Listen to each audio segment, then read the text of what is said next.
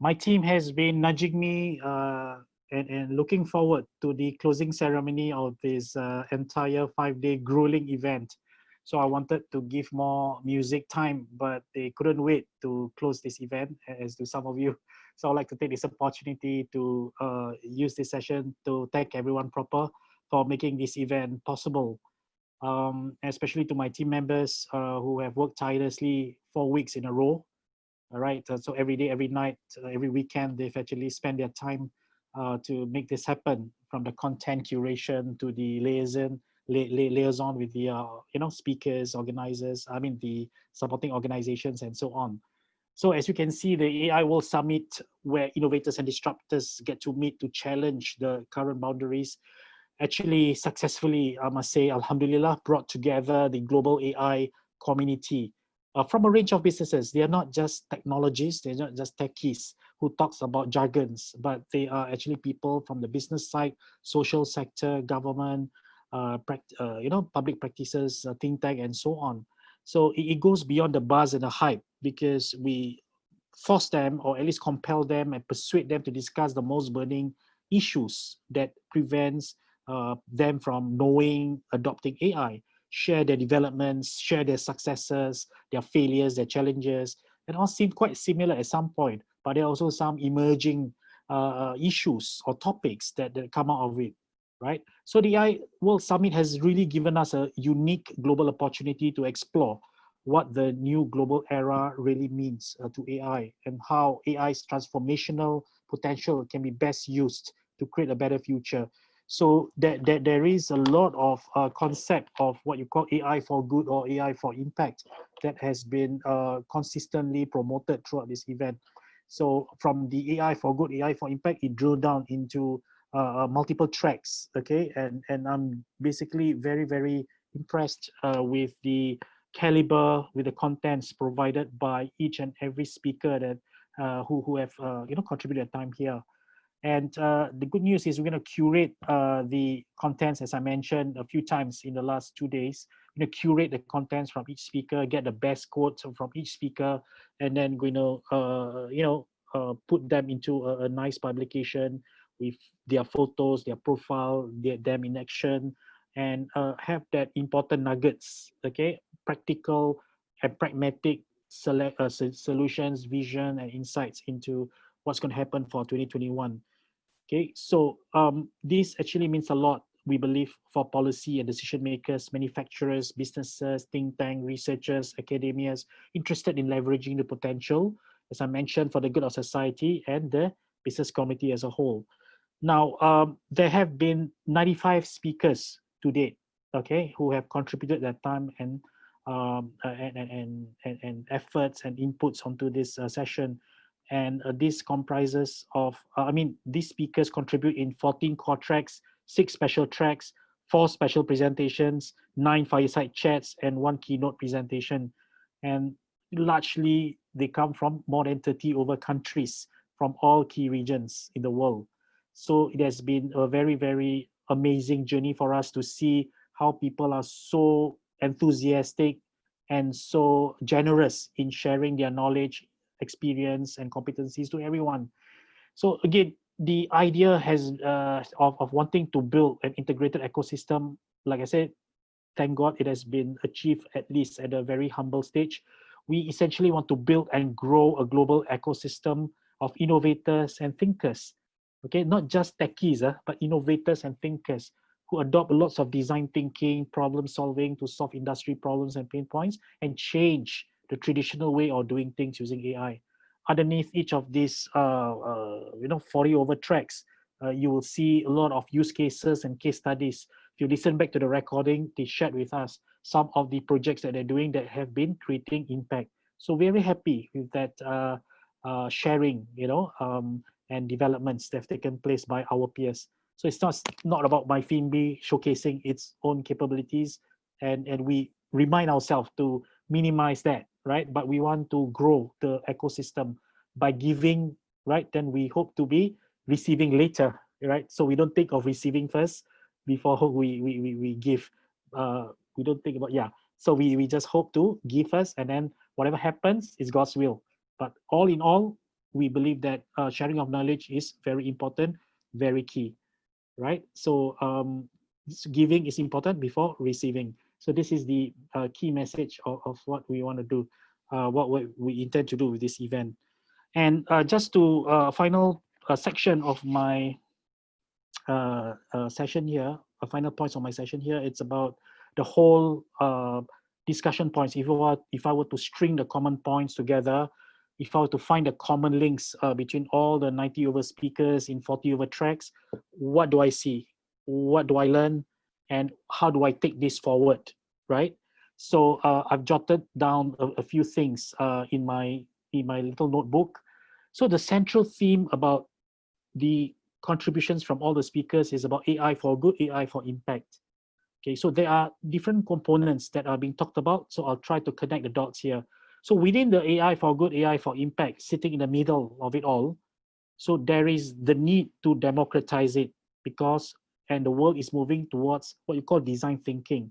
We are moving into an era where we don't really need a lot of programmers and coders and people who had to think of thousands of lines, okay, to be integrated into the digital economy. We need design thinkers more than the hard coders and programmers, because there have been recent developments whereby so many open platforms are made available, including our group, whereby without knowing programming or coding, you can just put your parameters and your rules. The system is smart enough to extrapolate without you knowing the languages, the programming languages.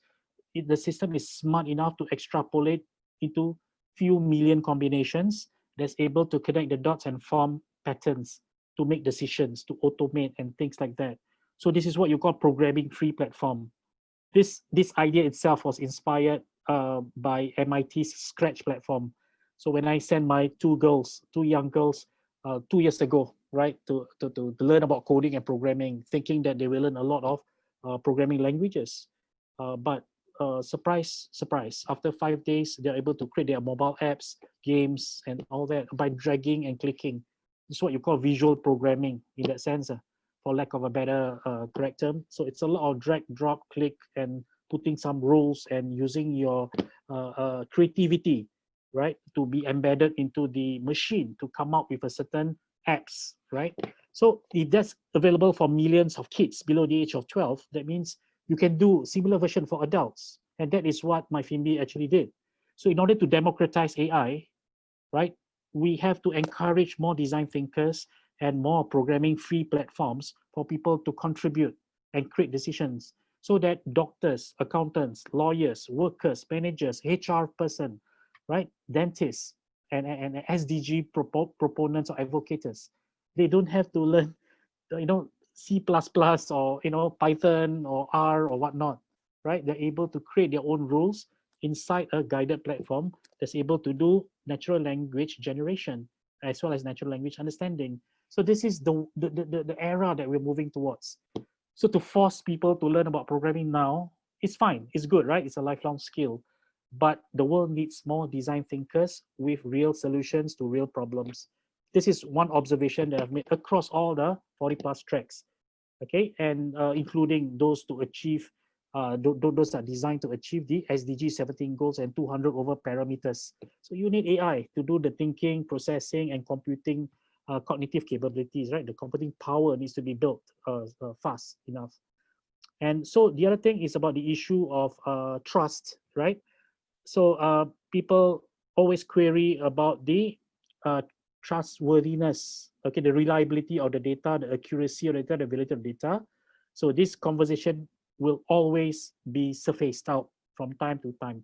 And those people who are in the credit bureau, business information, business directory business, they know it takes about what, 15 to 20 years before information can actually be smoothened, can be scrubbed, can be cleaned. It takes decades for data to be scrubbed and cleaned perfectly, almost perfectly, for you to rely on, especially looking at experiences from the credit bureau, credit rating agencies that operate in developed markets. It took them quite a while. In Singapore in the 1990s, right, we already started doing the credit bureau business. We, as in the country, started moving into the credit bureau business, but it's not entirely reliable, right? So it takes time to be built up, it takes time to be polished, scrubbed, and it starts to manifest and start to become pervasive.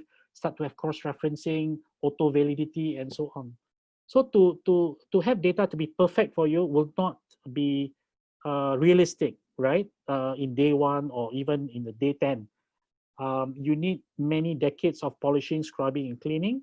And even when you use the data, and by then it'll be historical. So then you'll say things like, oh, why are we relying on historical data? Because, it's historical. So that's where AI comes in, to look at the validity and the completeness of the historical data and make extrapolations beyond just using multiple regression equations, right? Logic. It has to take into account random variables, right? So the Murphy's Law, the wild swan, the black swans, all the types of swan you can think of, just throw it in, and that's where the machine gets more intelligent and more forward-looking. And the other part about trust is the governing of data. So talk about secrecy, protect privacy, talk about the secrecy, confidentiality of data, how it can be attacked, how it can be abused, and things like that. Again, this has nothing to do with AI anymore, but it's something to do with human. So people talk about code of ethics, people talk about PDPA, Personal Protection Data Act, and all that. So yes, this is going to be very much regulated. And again, you will not find a perfect world where everybody perfectly observes the law, and not every parts of the world are moving at the same pace and same maturity and same outcome, right? Achieving the same outcome as they would like to. And of course, we took, at the end of the day, it's about people, right? People means that the people who are either the beneficiaries, okay, or the users of this AI technology. So we have people who are actually benefiting from it, people who are the recipients of the AI technology. Fine, they are digitally connected, they are digitally included, so to speak. But then a large portion of the population in the world, what World Economic Forum calls it the digital refugees. So digital refugees means that they are out of the digital economy, right? They're under the radar. They are out of the radar, in fact. So this is where it creates the digital divide. And this is a common problem, because as long as they're not in the circle, they will think AI is going to replace them. AI is evil. AI is bad. Okay, so sometimes ignorance creates a lot of uncertainty, lacking of the capabilities to understand AI creates a lot of concern by people who are outside of the digital economy.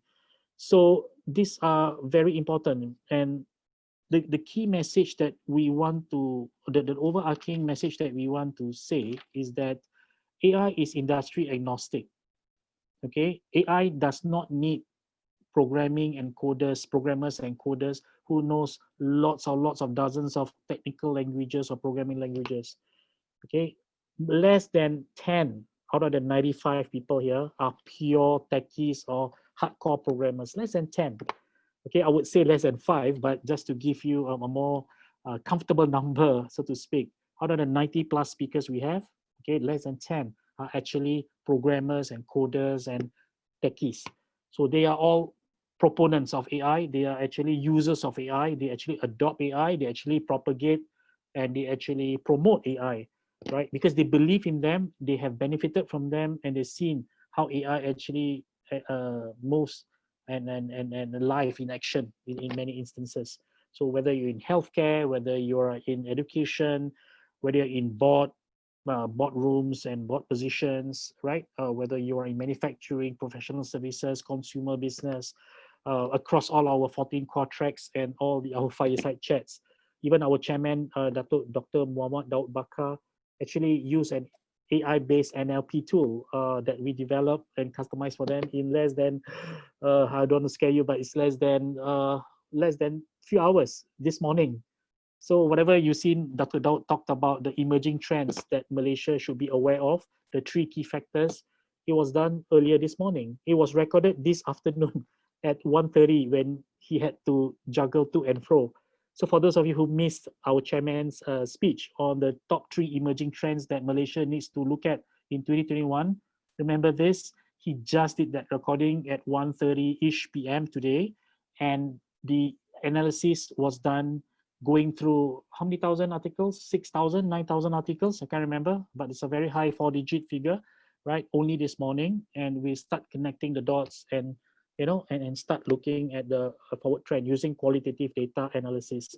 So imagine what we can do if you cover a wider, longer period and resources, and that is beautiful energy, beautiful technology at work, right? And we don't like to promote technology. We like to promote the outcome of technology. I think that's the thing we learned being in this business for 14 over years, right? So there's no point talking about how fantastic AI is, but what's the outcome, right? What's the impact? Do people know better? Are you borrowing a watch to tell the time?